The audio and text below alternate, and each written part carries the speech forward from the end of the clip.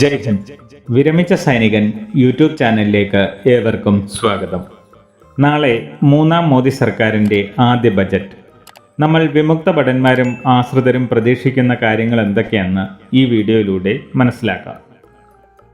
നാളെ, അതായത് 23 ജൂലൈ 2024 11 മണിക്കാണ് യൂണിയൻ ബജറ്റ് 2024 ബഹുമാനപ്പെട്ട ഫിനാൻസ് മിനിസ്റ്റർ ശ്രീമതി നിർമ്മല സീതാരാമൻ അവതരിപ്പിക്കുക.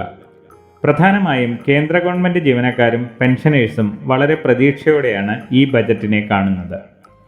യൂണിയൻ ബജറ്റ് 2024 നമ്മൾ പ്രതീക്ഷിക്കുന്ന പ്രധാന കാര്യങ്ങൾ എന്തൊക്കെയെന്ന് പരിശോധിക്കാം. ആദ്യമായി OROP 3 ജൂലൈ 2024 മുതൽ നിലവിൽ വരേണ്ടതാണല്ലോ. അതിനായി കേന്ദ്ര ബജറ്റിൽ എത്ര ഫണ്ട് അലോട്ട് ചെയ്യുമെന്നത് വളരെ പ്രധാനപ്പെട്ട ഒരു കാര്യമാണ്. അതിൻ്റെ അടിസ്ഥാനത്തിൽ പെൻഷൻ വർധനവിനെ സംബന്ധിച്ചും ക്ലാരിറ്റി ലഭിക്കും. അടുത്തതായി, യൂണിയൻ ബജറ്റിൽ സെൻട്രൽ ഗവൺമെൻറ് എംപ്ലോയീസ് പ്രതീക്ഷിക്കുന്ന ഒന്നാണ് 8th പേ കമ്മീഷൻ സംബന്ധിച്ച പ്രഖ്യാപനം.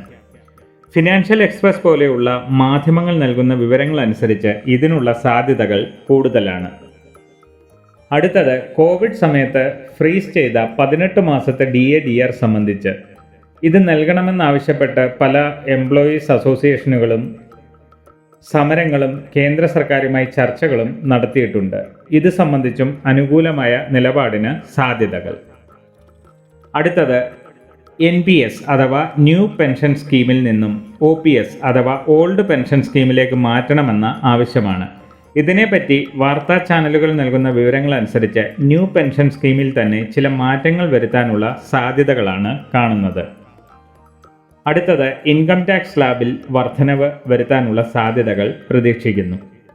പ്രധാനമായും മുകളിൽ പറഞ്ഞ കാര്യങ്ങളിലാണ് വിമുക്ത ഭടന്മാരുടെയും പ്രതീക്ഷകൾ.